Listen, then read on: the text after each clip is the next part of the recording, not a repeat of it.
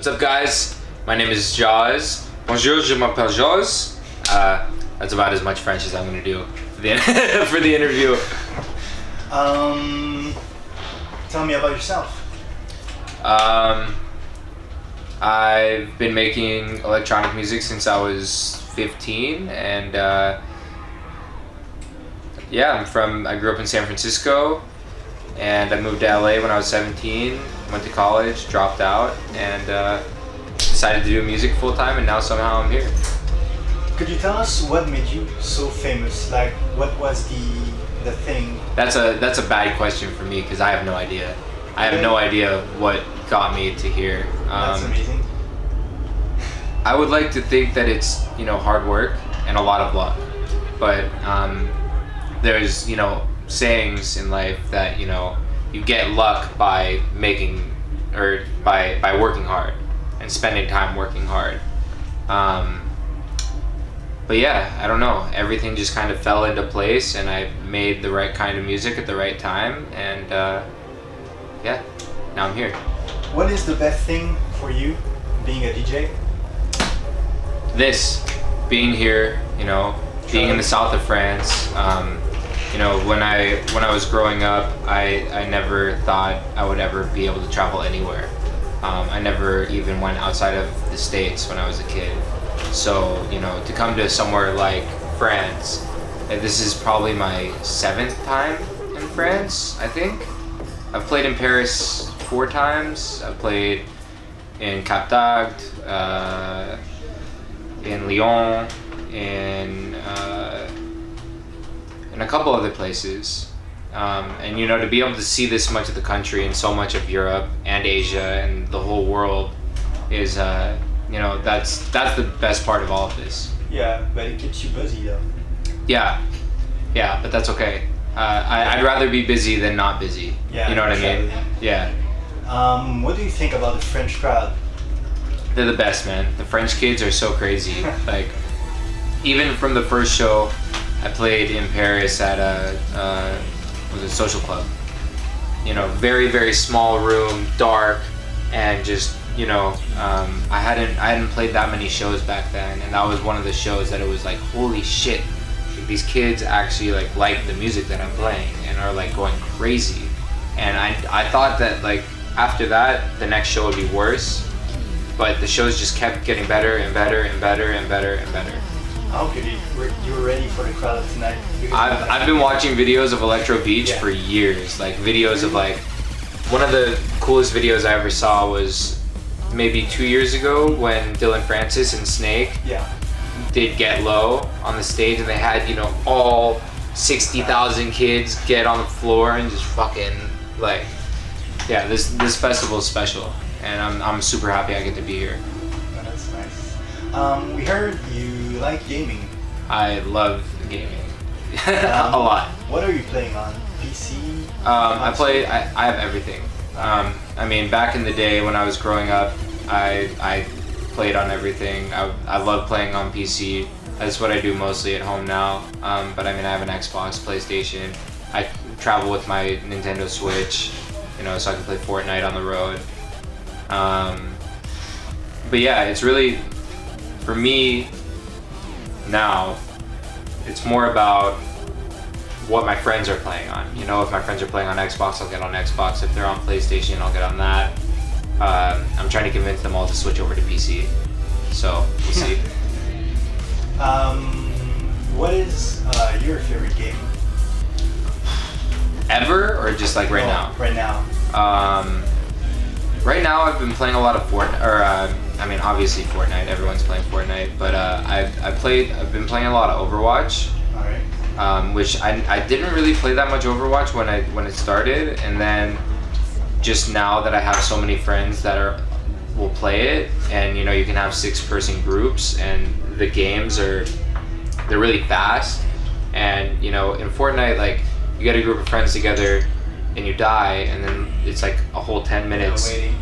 Yeah, and then you spend all this time, you know, you get all the materials and shit, and you're building, and then all of a sudden you die. You know, at least in Overwatch, it's like you die and then you get back up and you keep going and you keep going and you keep going. So we still get our asses kicked, but it's just a little bit more fun. What do you think about battle between PUBG and Fortnite? I mean, it's, you know, you could draw parallels between the battle between PUBG and Fortnite to, you know, different artists in electronic music, where someone thinks that they started something and then someone else does pretty much the same thing, but in their own way. And, you know, obviously the person who thinks they're the originator is going to get upset. Yeah.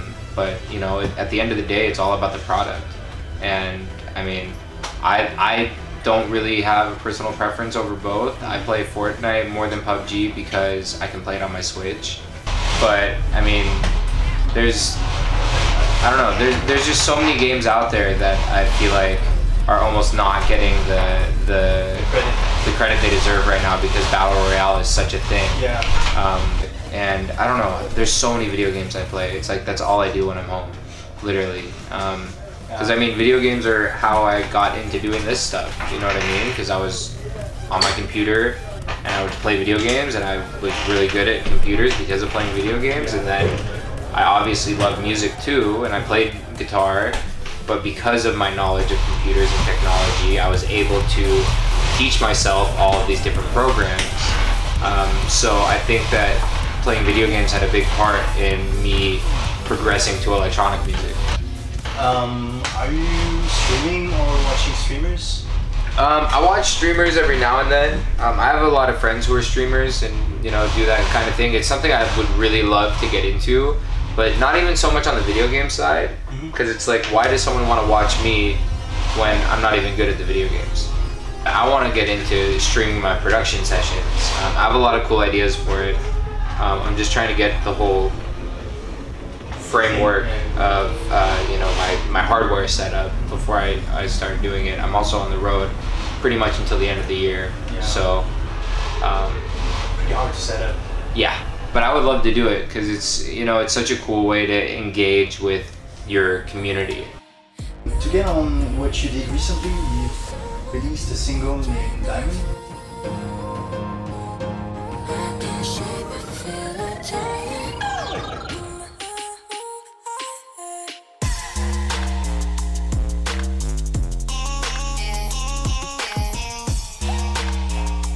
Diamonds is probably the more poppy song off the album. There's some more songs like that on the album, but you know, that was the one that definitely stood out to me. I've always written songs like that, but I'm really picky when it comes to songs that are more poppy and melodic, because I want to make sure that they sound like me. And sometimes it's, you know, I write something and I think it's really cool, and then I listen to it again a month later and I'm like, okay, you know, it really just sounds like someone else. Like if I had not made the song and someone played it to me, I wouldn't have said this is a Jauz song. You know what I mean? And so you have to have that level of, you know, like, or at least I do, where I, you know, if I'm gonna put out a song, I want it to feel like it was something that I would write without, you know, any other reason for doing it, not for, you know, streams or for popularity or whatever. And the song was written super fast. Really? Yeah, I mean, I wrote the song part in one day, and then I recorded the vocals with Kiara in one day, and then it took, you know, months to put out the song. But yeah, it came together super naturally. You own your own label now, right? Yeah, it's called Bite This. Diamond was the first song of this label? No, the first song, and a lot of people don't even know this, even though it was such a big record, is the first single that came out on Bite This was Boss by AFK and Carbon, which is the I'm a die boss and boy you better, you know, it's like, in the States it was like the biggest festival song of, like, you know, so far. So that was the first, like, actual release we put out on the album, or on the label. And then I've had all the singles that have came out from the album. The first single was Elephant, the one that came out with Example. Yep. And then the one with Snake, the one with Snails, and then Diamonds. Am I missing one? Oh, Keep the Rave Alive. Yep. All of those are singles on the album. The album's being put out through the label, so those have all came out on the label. We've been focusing on, you know, pushing all the singles from the album, but once my album comes out, we're really going to focus on helping to build other artists. And there's kids from France that I'm working with, the UK, Australia. My goal with it is to help bring the influences that I find from around the world and kind of put them into the States, you know? Yeah. You were playing with Skrillex, Marshmello. You said you would like collab and gonna release a new album. Is there an exact time? So the album is coming out, let's say in 3 weeks. Oh, that's amazing. Because yeah, it's supposed to come out in 3 weeks. I'm crossing my fingers. It's a lot of work, and all the songs are written and they're finished, but there's just a lot of moving pieces that, you know, have to. I've already spent this long working on the album. I have to make sure that it's perfect before it's out. Otherwise, what was the point of spending all this time? So, you know, what's another week when I've spent, you know, 8 months of my life, or actually more like a year and a half, making this, you know, what I really want it to be. But it's coming soon, I promise. Last question. What would be the collab you would like to do the most right now? Oof. I would love to do a song with Calvin Harris, because I know from talking to him, he really likes, like, when I send him music, he always likes the heaviest stuff that I send him.